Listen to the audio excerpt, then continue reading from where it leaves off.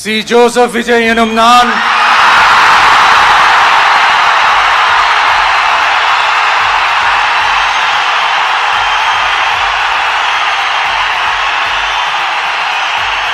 சட்டப்படி அமைக்கப்பெற்ற இந்திய அரசியல் அமைப்பின்பால் உண்மையான நம்பிக்கையும் மாறா பற்றும் கொண்டிருப்பேன் என்றும் இந்திய நாட்டின் ஒப்பில்லாத முழு முதல் ஆட்சியையும் ஒருமையையும் நிலை நிறுத்துவேன் என்றும் தமிழ்நாட்டு அரசின் முதலமைச்சராக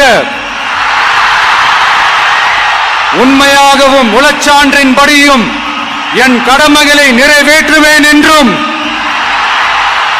அரசியல் அமைப்பிற்கும் சட்டத்திற்கும் இணங்க அச்சமும் ஒருதலை சார்பும் இன்றி விருப்பு வெறுப்பை விலக்கி பலதரப்பட்ட மக்கள் அனைவருக்கும் நேர்மையானதை செய்வேன் என்றும் ஆண்டவன் மீது ஆணையிட்டு உறுதிமொழிகிறேன்.